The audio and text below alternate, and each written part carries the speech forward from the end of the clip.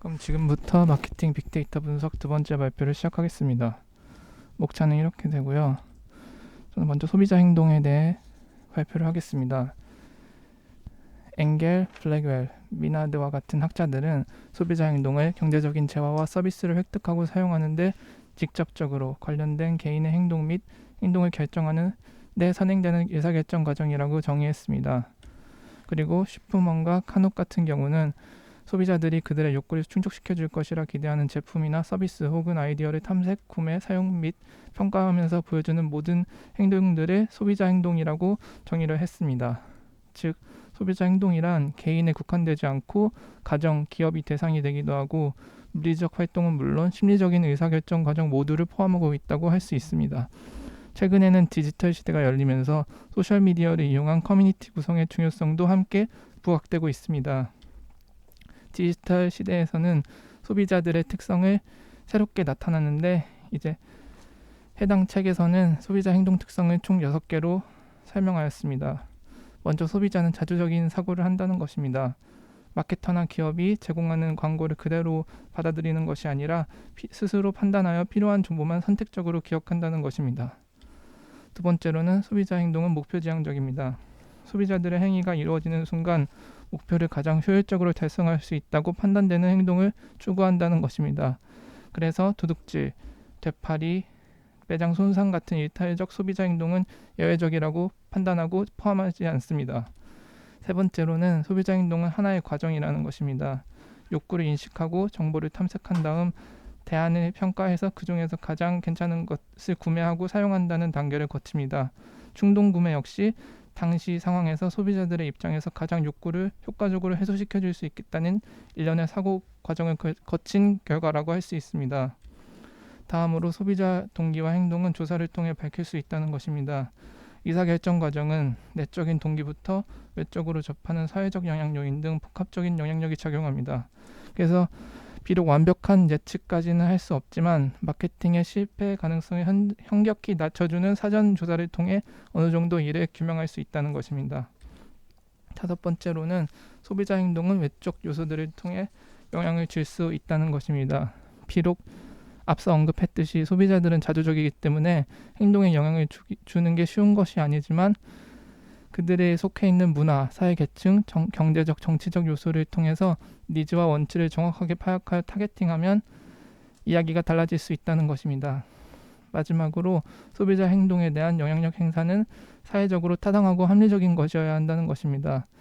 기업은 쉽게 소비자들이 원하는 혜택을 투명하게 제공하기보다는 독점력을 행사하고 조작 등의 부적절한 수단을 통해 최대한의 이익을 얻으려 하곤 합니다. 그러나 이럴 경우 장기적으로 보았을 땐 법적인 제재를 받고 브랜드 이미지에 손상을 줄 수도 있어서 지양해야 합니다.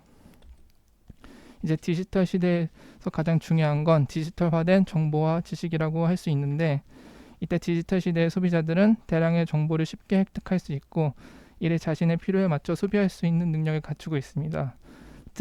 즉 디지털 제품, 사이버 공간, 이미지 매체의 가치를 알고 활용 가능하다는 뜻입니다. 예를 들어서 이것은 원래 2006년에 처음 공개된 사용자가 직접 게임을 만드는 UGC 게임 플랫폼인 로보블록의 화면인데 로보블록은 최근 메타버스 열풍에 의해서 실제로 구글 코리아에서 가장 많이 검색된 키워드이기도 하고 또한 소비자들은 특정 OTT 플랫폼인 넷플릭스를 통해서 그리고 디지털 매체를 통해서만 제한적으로 접할 수 있는 오징어 게임을 재밌게 보고 난 다음에 이 로블록스라는 메타버스 플랫폼을 통해서 직접 오징어 게임을 그대로 구현한 방들을 만들었습니다. 이렇게 소비자들은 단순히 즐기는 것을 넘어 자신의 생각과 경험을 다른 사람들과 공유하고 이를 자신만의 것으로 만들 수 있는 능력을 갖췄다고 할 수 있습니다. 기존 아날로그 시대에서 소비자들은 공급자가 제공하는 일방향적인 정보만을 가지고 소비하는 수동적인 구매자라고 할 수 있었다면 디지털 시대의 소비자들은 적극적이고 인플루언서라고 불릴 정도로 확산자이거나 영향력을 부여하기도 하고 판매 대리인이 되기도 하고 생산자의 역할까지 하고 있습니다. 책에서는 이를 크게 7가지로 분류했는데 먼저 리드 유저입니다. 제품이나 서비스 기능 및 품질 개선의 필요성을 다른 소비자들보다 먼저 인식하고 스스로 해결책을 찾으며 시장의 트렌드를 선도하는 사용자입니다. 제품 서비스 영역에서 기술 혁신은 기업이 주도하는 것이 아니라 이 리드 유저들에 의해 나타난다는 폴 히페 교수의 주장도 있습니다.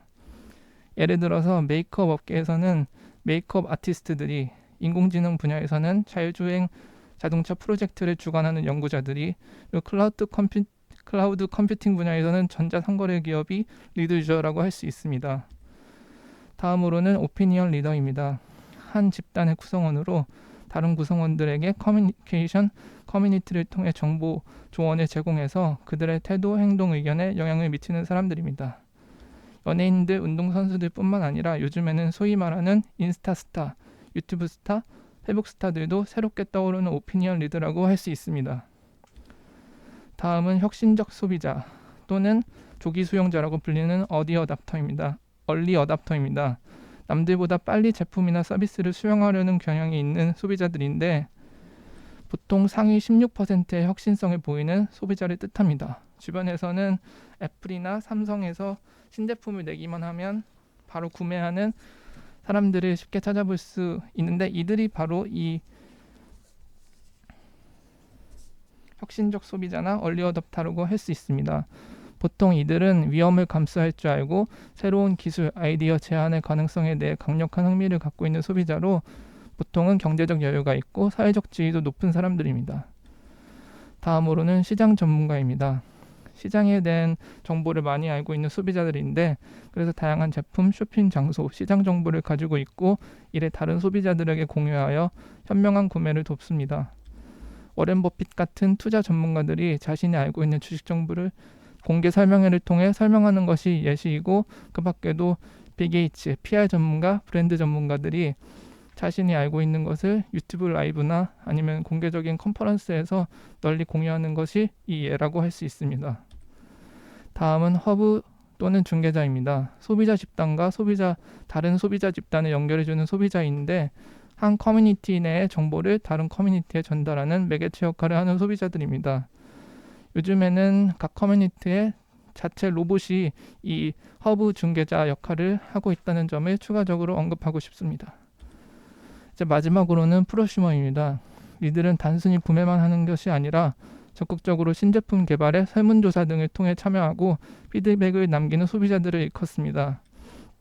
3D 프린터를 구매한 다음 이를 통해 특정 물건을 주문받아 커스터마이징해서 판매하는 사람, 기존에 발매된 음악을 자신만의 스타일로 리믹스하여 유튜브나 사운드 클라우드에 공개하는 음악가들, 그리고 기존의 옷을 리폼하여 판매하는 당근마켓 판매자들을 프로슈머라는 항목에 집어넣을 수 있겠습니다.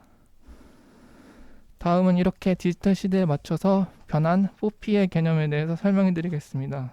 보통 많이들 알고 있듯이 마케팅에 4P 하면은 제품, 프로덕트, 제품을 판매하는 장소인 플레이스, 제품의 가격인 프라이스, 제품을 홍보하는 프로모션을 뜻했는데 최근에는 이 4P가 퍼포먼스, 퍼스널라이제이션 또는 프리퍼런스, 프레딕션, 프라이버시를 뜻하기도 합니다. 먼저 퍼포먼스 같은 경우에는 디지털 기술을 통해 빅데이터를 수집하고 분석, 해석하여 비즈니스적 성과를 혁신적으로 끌어올릴 수 있는 능력을 갖추고 있는가에 대한 내용입니다. 그래서 적은 비용을 통해 생산성을 높이고 고객의 특성을 잘 파악하여 비즈니스 인텔리전스를 신장시킬 수 있어야 합니다. 개인화 또는 선호도 같은 경우에는 고객과 더욱 친밀한 관계를 형성하고 좀 더 개인화된 제품 및 서비스를 제공해야 한다는 것입니다. 특정 고객들을 대상으로 하는 모바일 앱부터 구글, 유튜브, 넷플릭스의 사용자 취향에 맞는 영상, 영화, 드라마 추천 시스템이 이 예시입니다. 예측 같은 경우에는 구조화된 데이터 관리 프로세스를 통해 앞으로 어떤 트렌드가 탄생할지 미리 예측할 수 있어야 한다는 뜻입니다. 기존에는 제품 생애 주기에 집중을 했다면 요즘에는 예상 고객을 신규 고객으로 끌어들이고 이들을 충성 고객으로 만든 다음 비록 가끔 휴면 고객이 되어도 결국 복귀 고객으로 만드는 이 일련의 소비자 생애 주기를 잘 파악해야 하는 쪽으로 변화하였습니다. 마지막으로 프라이버시에 해당하는 개인정보인데 소비자들은 갈수록 개인정보 유출에 대해 민감하게 반응하고 있습니다. 그래서 소비자들의 개인정보를 사용하고 싶을 때는 미리 정당한 방법으로 약관을 받고 이를 활용할 경우 언제 어떻게 사용했는지 메일로 알리는 등의 조치를 통해 소비자들에게 신뢰를 줘야 하는 것이 중요합니다. 이제 마지막으로는 디지털 시대의 이 마케팅 전략인 6C에 대해서 설명을 해드리겠습니다. 먼저 컨텐츠에 해당하는 지식과 정보 전략입니다. 고객에게 전달하고자 하는 내용 및 내용을 웹 형태의 기술적 요소와 결합한 것인데 이때 모든 텍스트 멀티미디어적인 형태가 콘텐츠가 될 수 있고 하나의 콘텐츠를 다양한 방면으로 활용하여 부가가치를 최대한 확장시킬 수 있는 원소스 멀티유저라는 개념이 중요성이 높아졌습니다. 최근 들어서는 이제 논펀저블 토큰이라고 불리는 NFT 기술이 상당히 주목을 받고 있는데 이 NFT 기술이란 블록체인 기술을 활용해 콘텐츠에 고유한 인식값을 부여한 디지털 자산이란 뜻입니다. 즉 그동안 법적으로는 보장을 받았지만 무작위로 복제되고 활용할 수도 있었던 저작권 디지털 재산을 명확하게 고유 인식값을 부여하여 삭제 위조가 불가능하고 소유권과 거래 이력을 명시시켜서 디지털 인증서 및 소유권 증명서를 활용할 수 있게 하는 기술이 바로 NFT입니다. 그래서 실제로 저작권이 민감한 문화 예술 분야에서 NFT를 활용하여 최대한의 이익을 얻고자 하는데 한국에서는 MBC가 대표적으로 NFT 기술을 활용하고 있습니다. 그래서 최근에 MZ세대를 중심으로 인터넷에서 화제가 되었던 모야호라는 장면이 등장하는 짧은 클립을 경매를 통해 90만 원에 낙찰하여 화제가 되기도 하였습니다. 두 번째로는 커스터마이제이션에 해당하는 고객 맞춤 전략입니다. 로그인 등록 정보, 쿠키, 인터페이스 소프트웨어들을 이용하여 어떤 페이지에서 고객들이 가장 오래 머물렀는지, 클릭을 발생했는지, 수익이 나타냈는지를 활용하는 방법입니다. 그래서 요즘에는 다행히도 네이버 애널리틱스나 구글 애널리틱스 등의 도구를 활용하여 목표 설정하고 클릭당 수익 등의 발생률을 쉽게 파악할 수 있습니다. 다음으로는 커뮤니티에 해당하는 공동체 운영 전략입니다. 블로그, 카페, 홈페이지를 통해서 소비자들에게 기업에 대한 충성도를 높일 수 있다는 것입니다. 왜냐하면 이를 통해서 소속감과 동질감, 공유의식을 느끼기 때문입니다. 하지만 익명성이 강하기 때문에 루머, 악플, 확인되지 않은 가짜뉴스, 사이버불링 등의 문제가 나타나지 않도록 주의해서 관리를 해야 할 필요가 있습니다. 실제로 에듀윌 같은 경우에는 회원들끼리 질문하고 그 질문에 답변을 할 수 있게 자체 지식인 채널이 운영되고 있고 해커스톡 같은 경우에는 네이버 밴드에 무료로 발음 첨삭을 해주는 서비스를 제공하여 소비자들과의 공동체 의식을 키워나가는 전략을 사용하고 있습니다. 네 번째로는 커뮤니케이션에 해당하는 의사소통 전략입니다. 1대1 전화, 메일, 채팅 상담을 통해 쌍방향성 소통이 가능하다는 것인데 이는 아마존이 상당히 잘 활용하고 있는 것으로 나타납니다. 아마존의 채팅 시스템은 처음에는 채팅봇과 객관식으로 질문과 답변을 주고받다가 그럼에도 해당 소비자가 원하는 답을 얻지 못할 경우 채팅창에 원하는 질문을 직접 적습니다. 그러면 24시간 동안 상주하고 있는 상담원과 그때부터 라이브 채팅이 가능하도록 설정이 되어 있습니다. 다섯 번째는 커머스에 해당하는 거래 형성 전략입니다. 이 비즈니스를 통해 수익 창출을 하는 방법을 구상해야 한다는 것입니다.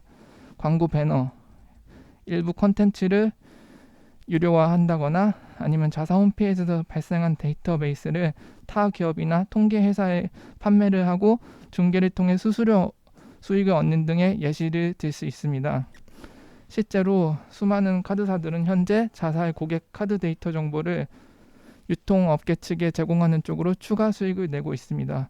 그래서 현대카드 같은 경우에도 현대자동차에 근무하고 있는 딜러들에게 자사 카드 정보를 제공하여 적절하게 어떤 20대 후반에서 30대 초반에 경제력을 갖추고 있고 그리고 어떤 소비 패턴, 생활 패턴을 하고 있는지를 파악하여 정확하게 마케팅을 할 수 있도록 이를 활용하고 있다고 합니다. 마지막으로는 커넥션에 해당하는 관계 확장 전략입니다. 핵심 역량은 사내에서 처리하지만 그 밖에 이들은 아웃소싱을 맡겨 다른 기업과 파트너십을 맺고 이들에게서 최대한의 효율을 뽑아낸다는 뜻입니다. 그래서 블로그나 카페 홍보글을 알바생들을 시켜서 작성하게 하는 등을 예시로 들 수 있겠습니다. 그래서 위에서 언급한 요소들을 잘 파악하여 디지털 빅데이터 시대에 뒤처지지 않는 마케팅을 통해 도태되지 않을 수 있다고 할 수 있습니다.